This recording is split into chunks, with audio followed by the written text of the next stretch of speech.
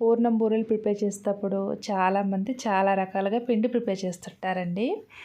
నేనైతే ఇలా ప్రిపేర్ చేస్తాను అనమాట. ఇలా ప్రిపేర్ చేస్తేనే మా పిల్లలు ఇష్టంగా తింటారు. అండ్ చాలా సింపుల్ ప్రాసెస్ అండి. ఇలా ఒకసారి మీరు ట్రై చేసి చూడండి. దీని టేస్ట్ ఏంటో మీకు అర్థమవుతుంది. ఈ పిండి ఎలా ప్రిపేర్ చేశానంటే, ఫస్ట్ అయితే ఒక గ్లాస్ మినపప్పు తీసుకున్నాను. పొట్టు మినపప్పు అనమాట. ఈ పప్పులో నీళ్ళు పోసేసి కనీసం ఒక 6 గంటల పాటైనా నానబెట్టేసుకోవాలి. మీరు ఒకవేళ పొద్దున్నే చేస్తున్నట్టయితే నైట్ నానబెట్టేసుకోండి. అండ్ మినపప్పు తీసుకున్న గ్లాస్ తోటే ఇడ్లీ రవ్వ తీసుకున్నాను. ఒక గ్లాస్ మినపప్పుకి ఒక గ్లాసు ఇడ్లీ రవ్వ అనమాట.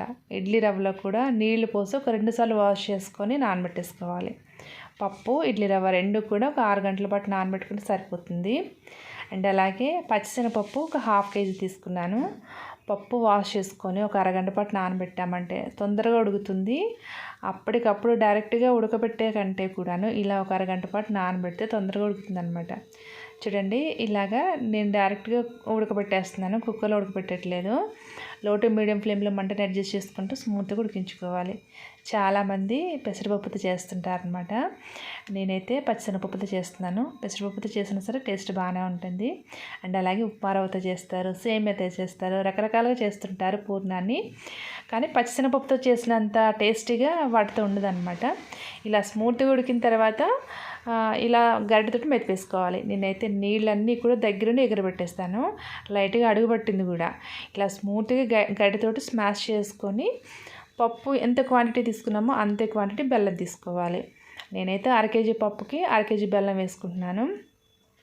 బెల్లం వేసిన తర్వాత మిక్స్ చేసుకోవాలన్నమాట.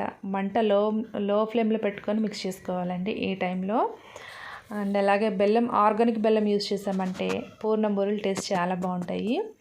ఇలా మిక్స్ చేస్తూ ఉంటే కొంచెం కన్సిస్టెన్సీ జారుగా అవుతుందన్నమాట. చూడండి, ఇప్పుడు ఇందులోకి ఒక 2 స్పూన్లు నెయ్యి వేసుకుంటున్నాను. నెయ్యి వేసుకోవడం వల్ల పూర్ణం టేస్ట్ అయితే భలే టేస్టీగా ఉంటుంది.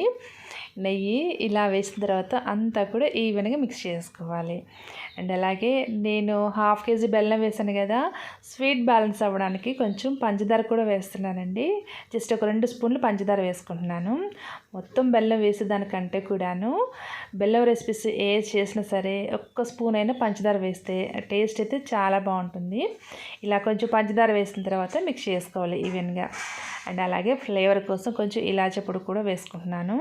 ఇలాచీలు ఎప్పుడైనా సరే షుగర్లో వేసి మిక్సీ పట్టుకుంటే చక్కగా స్మూత్గా మిక్స్ అయిపోతాయండి. బట్ నేనైతే టైం లేక ఇలా జస్ట్ లైట్గా క్రష్ చేసి వేసుకుంటున్నాను. ఇలాచీ పొడి కూడా వేసిన తర్వాత అంతా ఈవెన్గా మిక్స్ చేసుకోవాలి. ఈ పూర్ణం మనకి కన్సిస్టెన్సీ కొంచెం గట్టిగా అయ్యి మన చేతితో పట్టుకుంటే ఉండలా ఫామ్ అవ్వాలన్నమాట. అప్పటి వరకు లో ఫ్లేమ్లో కంటిన్యూస్గా కలుపుతూనే ఉండాలి. ఏమాత్రం గ్యాప్ ఇచ్చినా సరే అడుగు పట్టేస్తుందండి. ఇలా కంటిన్యూస్గా కలుపుతూనే ఉండాలి. కన్సిస్టెన్సీ ఎలా చెక్ చేసుకోవాలంటే చేతితో పట్టుకుంటే ఉండలాగా ఫామ్ అవ్వాలన్నమాట. అప్పటిదాకా స్టవ్ దగ్గరే ఉండి కంటిన్యూస్గా కలుపుకుంటూనే ఉండాలి. చూడండి, ఇలా ఉండాలన్నమాట.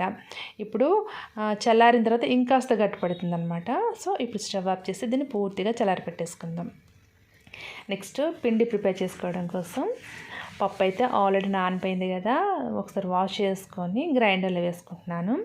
గ్రైండర్లో పడితేనే టేస్ట్ బాగుంటాయండి పూర్ణాలు. లేదు ఒకవేళ మిక్సీలో పట్టుకోవాలనుకుంటే పిండి పట్టిన తర్వాత ఒక 1/2 అవర్ పాటైనా రెస్ట్ ఇచ్చేసాయండి. అప్పుడు మనకి గ్రైండర్లో పట్టినట్టుగా స్మూత్గా అండ్ సాఫ్ట్గా ఉంటుంది అనమాట పిండి. ఇలా స్మూత్గా పిండి నలిగింది కదా, ఇప్పుడు ఒక పెద్దగా ఉన్న గిన్నెలోకి ఎత్తేసుకోవాలి. నెక్స్ట్ ఇడ్లీ రవ్వ కూడా చక్కగా నానిపోయింది. దీన్ని కూడా నీళ్ళు వంపేసి పక్కన పెట్టేసుకోవాలి. ఇప్పుడు మనం పప్పు ఏ గ్లాస్తో తీసుకున్నామో అదే గ్లాస్ తోటి తడి బియ్యం పిండి అనమాట తీసుకున్నాను. తడి బియ్యం పిండి అయితేనే ఈ పూర్ణాలు చాలా బాగుంటాయండి. లేదు ఒకవేళ పొడి బియ్యం పిండి అనుకోండి, బియ్యం పిండిలో కొంచెం కొంచెంగా నీళ్ళు పోసి కలుపుకొని జస్ట్ ఒక అరగంట పాటు రెస్ట్ చేసేయండి. అప్పుడు సరిపోతుందన్నమాట. చూడండి, బియ్యం పిండిలో నీళ్ళు పోసి ఇలా మిక్స్ చేసుకోవాలన్నమాట. మరీ ఎక్కువ నీళ్ళు పోయొద్దు, అలానే మరీ ముద్దలా కాకుండా ఇలాగ కలిపేసుకోవాలి. ఒకవేళ మీరు పొడి బియ్యం పిండి తీసుకున్నట్టయితే ఒక అరగంట పాటు రెస్ట్ ఇచ్చేసేయండి ఇలా కలుపుకున్న తర్వాత. నేనైతే తడి బియ్యం పిండి తీసుకున్నాను. ఇలా స్మూత్గా మిక్స్ చేసుకొని దీన్ని కూడా పక్కన పెట్టేసుకుందాం.